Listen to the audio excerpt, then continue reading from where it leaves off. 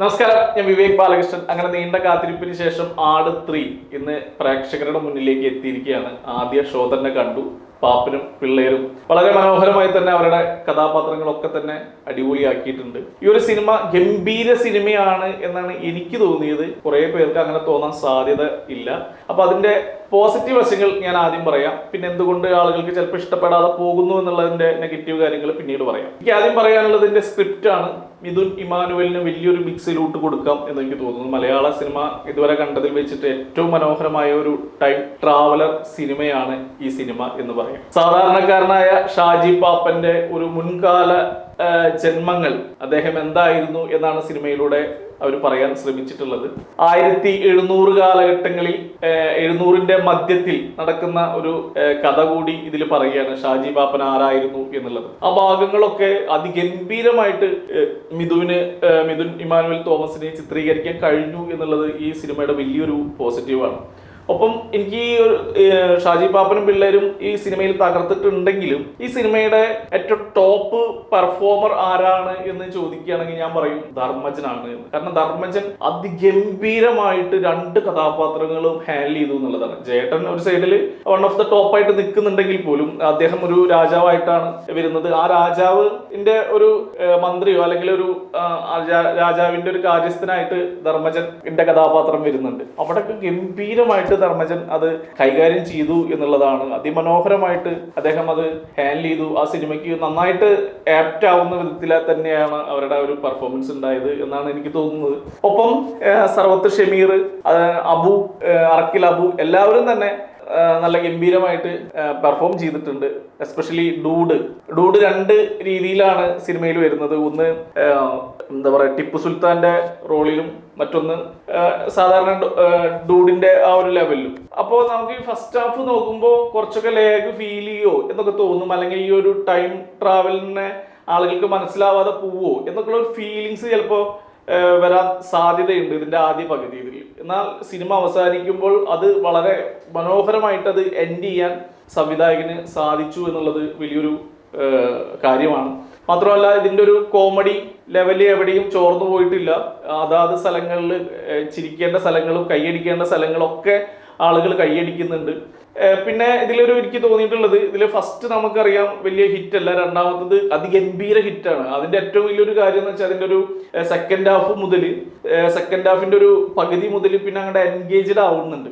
Climax ഒക്കെ ഭയങ്കര tight ആവുന്നുണ്ട് ഈ ആട് 2. ആട് 3 സംബന്ധിച്ചിടത്തോളം ഇതിന്റെ ഒരു 4ാം പാർട്ട് വരുമെന്ന് ജയസൂര്യ ഒരു ഇന്റർവ്യൂവിൽ പറയുന്നുണ്ടായിരുന്നു. തീർച്ചയായിട്ടും ഇതിന്റെ ഒരു 4ാം പാർട്ട് വന്നേ മതിയാവൂ എന്നാണ് എനിക്ക് തോന്നിയിട്ടുള്ളത്. കാരണം ഈ ഒരു സിനിമയുടെ ഏറ്റവും ഗംഭീരമായ മുഹൂർത്തങ്ങൾ എനിക്ക് തോന്നുന്നത് 4ാം പാർട്ടിലായിരിക്കും മിഥുൻ സൂക്ഷിച്ചു വെച്ചിട്ടുണ്ടാവുക എന്നുള്ളതാണ്. കാരണം അത്ര ഗംഭീരമായിട്ടുണ്ട് അവര് ഈ 1700 കാലഘട്ടങ്ങളിൽ ചിത്രീകരിച്ചിട്ടുള്ള കാര്യങ്ങളൊക്കെ. ഷാജി പാപ്പന്റെ ഭാര്യയൊക്കെ ആ സമയത്തുണ്ട്. അതൊക്കെ നല്ല രസമായിട്ട് തന്നെ വന്നിട്ടുണ്ട്. പിന്നെ എസ്പെഷ്യലി ഇതിന്റെ ബാക്ക്ഗ്രൗണ്ട് മ്യൂസിക് ഒരു രക്ഷയില്ല. അത് അതുപോലെ തന്നെ കീപ്പ് ചെയ്തിട്ടുണ്ട്. എല്ലാ സ്ഥലങ്ങളിലും അതിഗംഭീരമായി തന്നെ അതൊക്കെ വർക്ക്ഔട്ട് ആയിട്ടുണ്ട്. വിനായകൻ നല്ല കിടിലൻ പെർഫോമൻസ് ആണ് വിനായകന്റെ. അങ്ങനെ എല്ലാവരും സിനിമയിൽ ഗംഭീരമായിട്ട് പെർഫോം ചെയ്തിട്ടുണ്ട്. എനിക്ക് നെഗറ്റീവായിട്ട് തോന്നിയിട്ടുള്ളത് ഒരൊറ്റ കാര്യമാണ്. അത് സാത്താൻ സേവിയറിന്റെ ഒരു സംഭവം മാത്രമാണ്. സാത്താൻ സേവിയറിന്റെ കാണിക്കുന്ന സീനുകളൊക്കെ, ഫസ്റ്റ് കാണിക്കുന്ന സീനും സാത്താൻ സേവിയർ എന്ന് എഴുതി കാണിക്കുന്ന ഒരു സീനൊക്കെ ഉണ്ട്. അതൊക്കെ ഗംഭീരമാണ്. പക്ഷെ പിന്നീട് സാത്താൻ സേവിയറിന്റെ ഒരു ആക്ടിങ്ങിലും ഡബിങ്ങിലും ഒക്കെ വന്ന ഒരു എന്താ പറയാ അസ്വാഭാവികത്വം, അല്ലെങ്കിൽ നമുക്ക് ഈ ബാല ആണോ അതിൽ ഡബ് ചെയ്തത് എന്ന് തോന്നിപ്പോവായി. അദ്ദേഹമാണ് ഡബ് ചെയ്തതെന്ന് അറിയില്ല. അപ്പോ ആ ഒരു ഭാഗം എനിക്ക് ഒട്ടും തന്നെ അങ്ങോട്ട് ഇഷ്ടപ്പെട്ടില്ല. ഈ സാത്താൻ സേവിയറിന്റെ അഭിനയം എന്ന് പറയുന്നത് അത്ര മികവ് പുലർത്തിയില്ല സിനിമയിൽ എന്നാണ് എനിക്ക് തോന്നുന്നു. ഒപ്പം തന്നെ ഒരു ഇംഗ്ലീഷുകാരി സിനിമയിൽ ജോയിൻ ചെയ്യുന്നുണ്ട്. അവരുടെ ഫൈറ്റൊക്കെ കാണാൻ അതിഗംഭീരമാണ്, നല്ല രസമുണ്ട്. മൊത്തത്തില് സിനിമ നല്ല സിനിമയാണ്, കണ്ടിരിക്കാം. ഒരിക്കലും ആട് 3 കണ്ടിട്ട് നമുക്കൊരു പൊളി പടമാണ് അല്ലെങ്കിൽ പൈസ പോയി എന്ന് പറയത്തക്ക രീതിയിൽ ഉള്ളൊരു മോശം പടമല്ല ആട്. കാരണം ഇതിനകത്ത് ഒരുപാട് നെഗറ്റീവ്സുകൾ വരാൻ സാധ്യതയുണ്ട്. രണ്ടാമത്തെ ആട് ഗംഭീര ഹിറ്റ് ആയതുകൊണ്ട് 3ാമത്തെ ആടിലേക്ക് വരുമ്പോൾ അവർ പറയാൻ ശ്രമിച്ചിട്ടുള്ള ഒരു വലിയൊരു കഥയുണ്ട്. അതിൽ ഒളിഞ്ഞിരിക്കുന്ന ഒരുപാട് സീക്രട്സ് ഉണ്ട്. ആ സീക്രട്സ് ഒക്കെ ഇനി 4-ലാണ് അവർ കാണിക്കാൻ വിചാരിക്കുന്നത് എന്നാണ് എനിക്ക് തോന്നുന്നത്. അപ്പം എനിക്ക് തോന്നുന്നു 4-മത് വരുന്ന ആട് അതിഗംഭീരമായിരിക്കാൻ സാധ്യത വളരെ കൂടുതലാണ്.